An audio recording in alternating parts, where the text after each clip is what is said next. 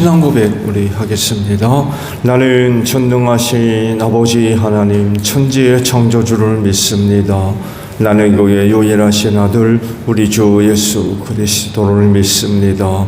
그는 성령으로 잉태되어 동정녀 마리아에게서 나시고 본디오 빌라도에게 고난을 받아 십자가에 못 박혀 죽으시고 장사된 지 사흘 만에 죽은 자 가운데서 다시 살아나셨으며 하늘에 오르시어 전능하신 아버지 하나님 우편에 앉아 계시다가 거기로부터 살아있는 자와 죽은 자를 심판하러 오십니다. 나는 성령을 믿으며 거룩한 공교회와 성도의 교제와 죄를 용서받는 것과 몸의 부활과 영생을 믿습니다. 아멘. 찬송가 338장 부르시죠.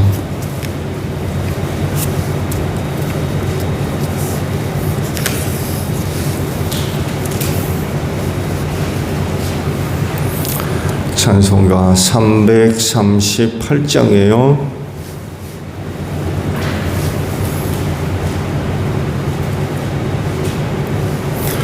내 주를 가까이 하게 함은 십자가 짐 같은 고생이다.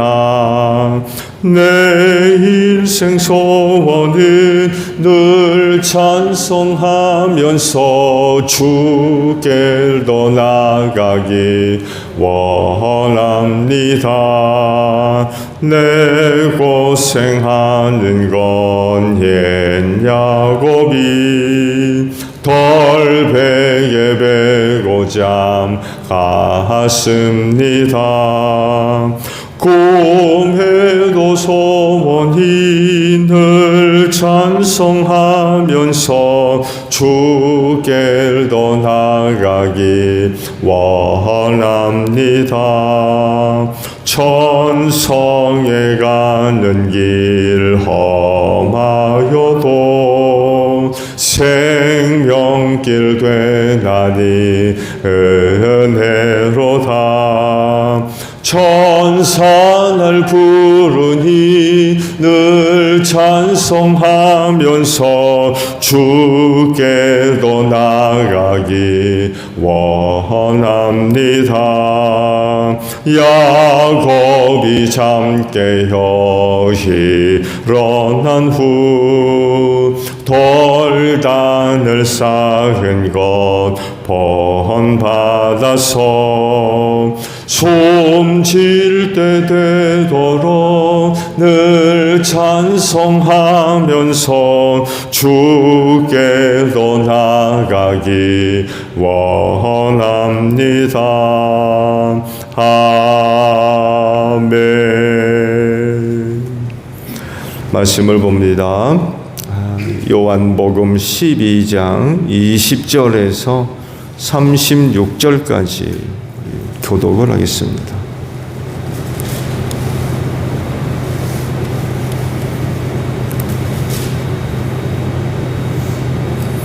요한복음 12장 20절에서 36절까지예요.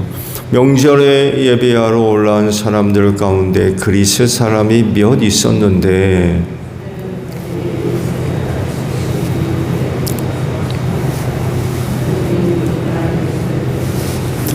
빌립은 안드레에게로 가서 말하고 안드레와 빌립은 예수께 그 말을 전하였다.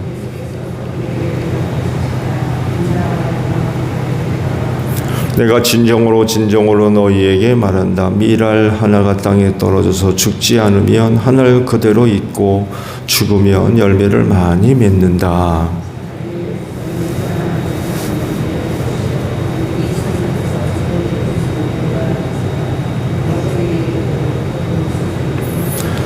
나를 섬기려고 하는 사람은 누구든지 나를 따라오너라. 내가 있는 곳에는 나를 섬기는 사람도 나와 함께 있을 것이다. 누구든지 나를 섬기면 내 아버지께서 그를 높여주실 것이다.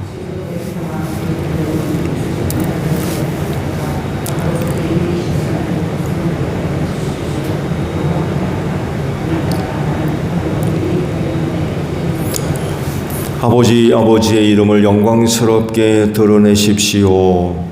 그때 하늘에서 소리가 들려왔다. 내가 이미 영광되게 하였고 앞으로도 영광되게 하겠다.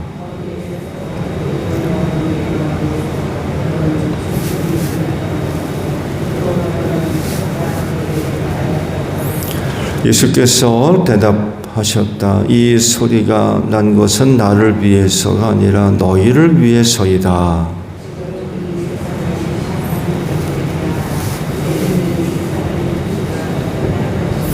내가 땅에서 들려 올라갈 때에 나는 모든 사람을 내게로 이끌어올 것이다.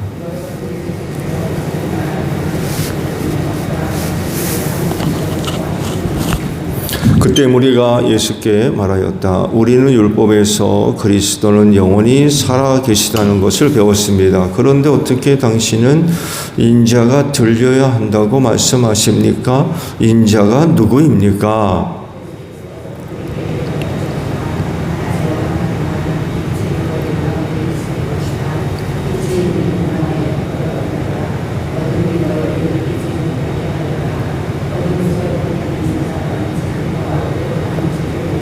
함께합니다. 빛이 있는 동안에 너희는 그 빛을 믿어서 빛의 자녀가 되어라.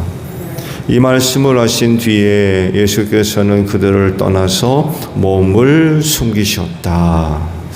아멘. 오늘 아침은요 27절 상반절에 있는 말씀이에요. 지금 내 마음이 괴로우니 무슨 말을 하여야 할까라는 말씀입니다. 왜 예수님이 마음이 괴로우셨을까요? 무엇 때문에 마음이 괴롭다라고 말씀을 하신 걸까요? 아무래도 십자가 때문이겠죠. 다른 사람들은 이걸 잘 모르고 있죠. 몇 차례에 걸쳐서 고난받음과 죽음과 부활에 관해서 말씀을 주셨지만 이해를 하지를 못했어요. 예수께서 하시는 그 말씀이 지금 뭘 말씀하고 있는지 받아들일 수도 없었고 또 제대로 이해를 할 수도 없었죠. 베드로 같은 경우를 보게 되면 절대로 이런 일이 있으면 안 된다고 하면서 예수님께 대들었다고 그래요. 대들었다는 얘기는 이해를 못했다는 얘기죠. 네, 이해를 못했다는 얘기. 이해를 했다면 그렇게 반응을 하지 않았겠죠. 그랬을 때에 예수께서 보이신 태도는 명확했죠. 뭐라고 하십니까? 사탄아 물러가라. 너는 나를 넘어지게 하는 자다. 라고 선언을 하셨죠. 베드로가 그 얘기를 들었을 때에 자기 생각엔 절대로 그런 일이 있으면 안 된다고 생각을 하니까 그런 그 반응을 보였겠죠. 사실적으로 예수님을 미워하고 싫어하는 사람이라면 모를까 예수님이 그런 일을 겪는 것에 대해서 좋아하고 찬성할 사람은 없죠. 그래서 어떻게 보면 제자로서 베드로의 그와 같은 반응을 이해할 수도 있을 것 같아요. 그렇지만 예수님의 태도는 분명하셨죠. 제자로서 할 수 있는 이야기일 수도 있었지만 예수님은 분명하게 말씀하십니다. 사탄아 물러가라 라고 말씀을 하셨어요. 사탄의 모습, 제자로서의 모습으로도 보여지지만 그러나 그건 사탄의 교묘한 수작일 수 있었던 거죠. 그래서 예수님은 그런 것에 대해서 조금도 용납하지를 않으셨죠. 왜냐하면 그게 그분의 사명이었기 때문에 그렇습니다. 그래서 그런 점에 있어서 예수님은 아주 분명한 태도를 보여주셨죠. 예수님이 십자가를 앞두시고 마음이 괴로우셨다는 건 사실이죠. 안 그런 척하지 않으셨어요. 괴롭다고 하셨어요. 마음이 괴롭다.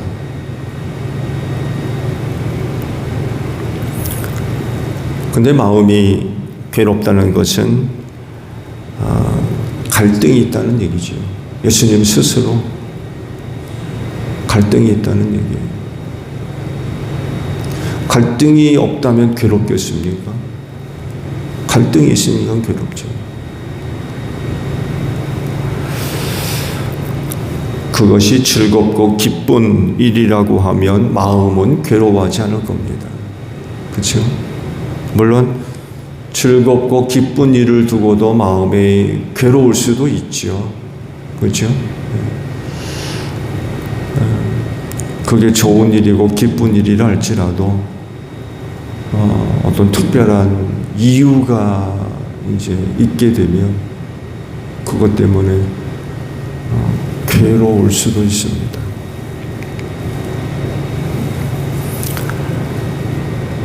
예수님이 괴로워하신 이유에 대해서 여러 가지를 우리가 생각할 수 있죠. 사람이 되셨기 때문에 사람이 겪을 수 있는 여러 가지 어려운 그런 일들을 생각해 본다면 괴로워하지 않을 수가 없는 것 같아요. 하나님의 사람의 몸을 입고 인간이 됐다고 해가지고 인간이 겪을 수 있는 어떤 어려움이 없느냐, 그런 것들을 못 느끼느냐, 그건 절대로 아니죠. 아무리 하나님이라 할지라도 사람이 되신 이상 사람이 느끼고 겪을 수 있는 모든 것들을 다 경험할 수밖에 없죠.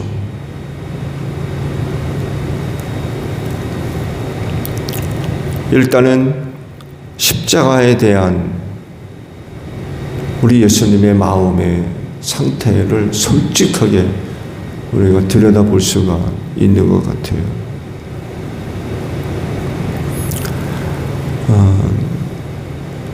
예수님의 한 마음은 그 십자가에 대한 다른 마음. 그러니까 그것을 앉았으며, 십자가를 앉았으며, 그것을 좀 벗어났으며 하는 그런 그 마음이 있어요. 그래서 하시는 말씀이 이런 말씀을 하시죠. 아버지, 이 시간을 벗어나게 하여 주십시오. 그러고 싶다는 거예요. 아버지한테 이전에 나사로를 위해 기도하실 때 그런 기도하셨잖아요. 내 말을 들으시는 줄 압니다. 아버지, 내 말을 들으시는 줄 압니다.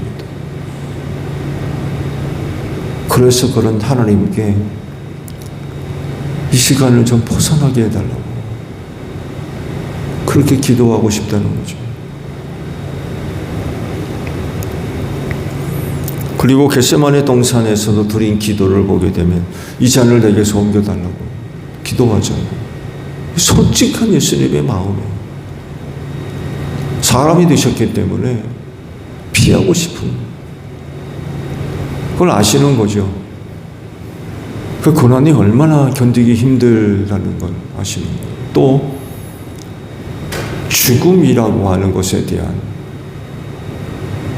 당연한 어떤 공포나 두려움, 똑같이 예수님이 느끼셨던 예수님이라고 해가지고 절대로 그걸 안 느꼈다? 그건 거짓말이죠. 그러면 사람이 되실 이유가 없죠.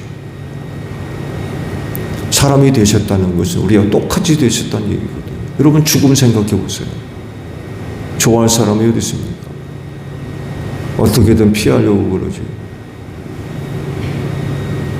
그게 인간 아닌가요?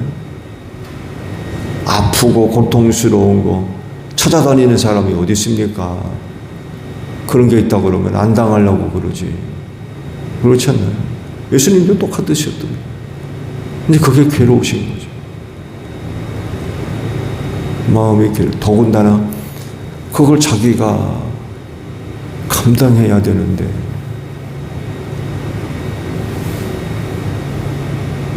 또 한편으로는 안 했으면 좋겠고 근데 사명이라서 해야 되고 그러니까 이 둘 사이에 갈등이 있는 거예요. 그러니까 마음이 괴롭죠.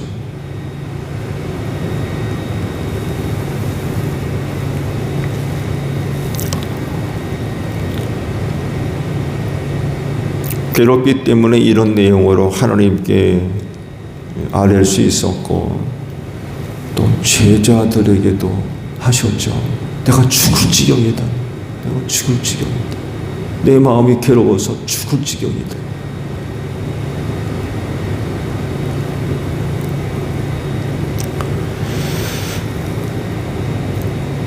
그런데 예수님은 마음이 그렇게 괴롭지만 그게 아니라는 거예요.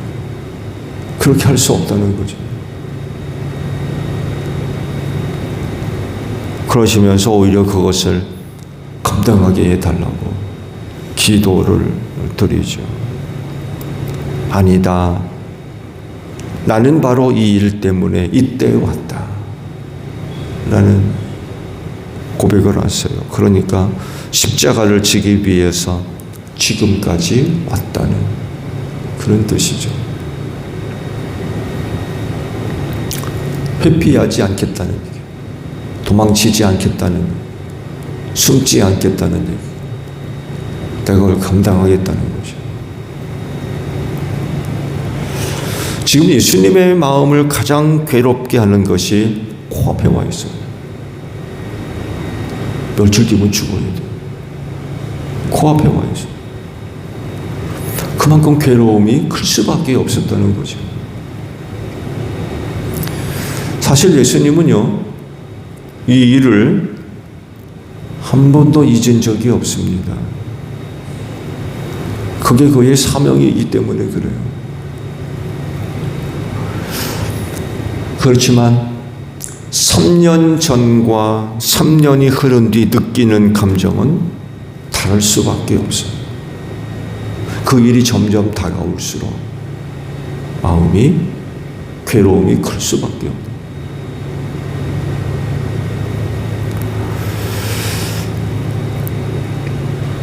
고난 당해야 하는 입장에서 너무나 괴로움이 클 수밖에 없고, 그래서 지금보다도 마지막 겟세마네 동산에서의 그 기도는 더 처절하죠. 더 처절합니다. 지금 이런 그 고백을 하는 것보다도 겟세마네 동산에서의 마지막 기도는 정말 더 처절합니다. 얼마나 처절한 기도를 하나님께 드렸으면 땀이 땅에 떨어지는 핏방울같이 되었다. 그렇게 기록을 하고 있는, 너무나도 정말 처절한 기도를 하나님께 드렸던 거죠.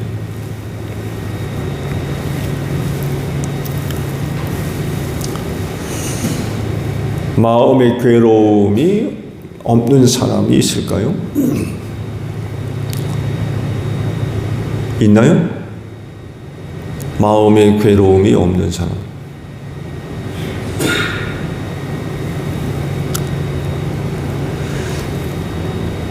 없죠.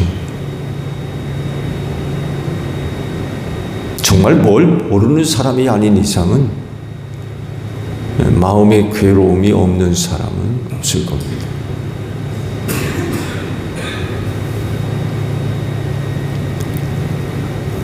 그런데 또 문제는 그 마음의 괴로움을 없애지 못한다는 거예요.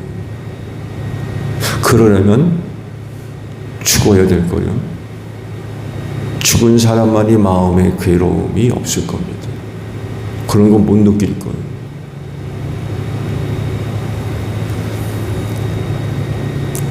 마음의 괴로움을 안 가지려면 천국 가야 돼요. 그렇지 않을까요? 천국에서도 마음의 괴로움이 있으면 그게 천국입니까? 천국이 아니지. 천국에 가서야 마음의 괴로움이 없어질 것 같아요. 그렇지만 육신에 머무르고 이 세상을 사는 사람이라고 하면 죽을 때까지 그 마음의 괴로움을 안고 살 수밖에 없을 것 같아요. 그래서 마음의 괴로움이 있느냐 없느냐가 중요한 것이 아니라 그 마음의 괴로움을 어떻게 감당할 거냐, 어떻게 마주할 거냐, 그걸 어떻게 이해할 거냐, 이게 더 중요하다는 거예요. 없을 수가 없기 때문에.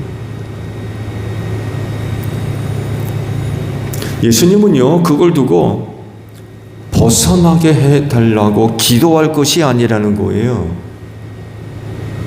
이걸 좀 벗어나게 해주세요 라고 기도할 게 아니라는 거예요. 오히려 그것을 감당하게 해달라고 기도하겠다는 거죠.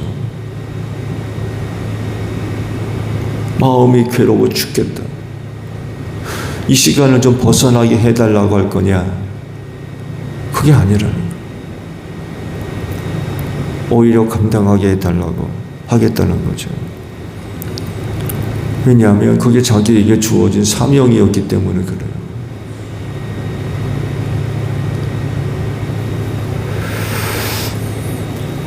근데요,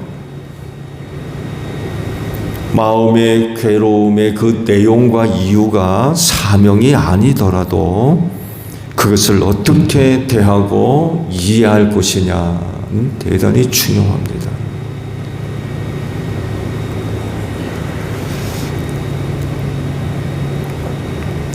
그렇다고 하면 여러분의 마음에 괴로움을 주는 것이 무엇인지 먼저 정확하게 이해를 하셔야 될 것 같아요. 내 마음에 괴로움이 있다고 하면 그게 뭐냐? 그 이유가 뭐냐? 정확하게 파악을 하셔야 될 것 같아요. 그래야 적절하게 대응할 수 있기 때문에 그렇습니다. 예수님이 우리에게 보여주신 모습은 이거예요. 감당하겠다는 거죠. 그 마음의 괴로움 회피하지 않겠다는 거. 나 그거 감당하겠다는 거죠. 말씀을 드린 대로 그것으로부터 회피하려 하지 않고 부정하려 하지 않고 숨거나 도망치려 하지 않으셨어요. 정면으로 마음의 괴로움의 문제를 맞닥뜨리죠.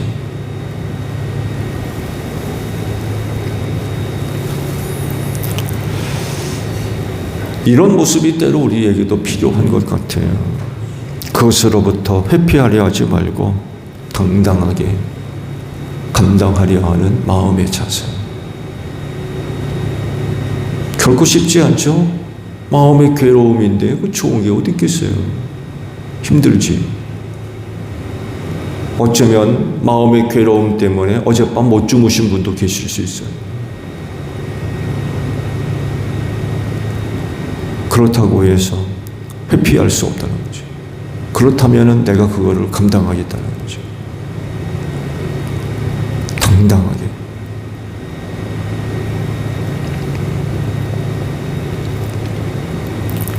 그래서 감당할 수 있는 힘을 달라고 기도 드려야 될 것 같아요. 마음의 괴로움 없애주세요. 물론 그런 기도도 드려줄 수 있지만 예수님이 우리에게 보여준 모습 보면 그런 게 아니었다는 거예요.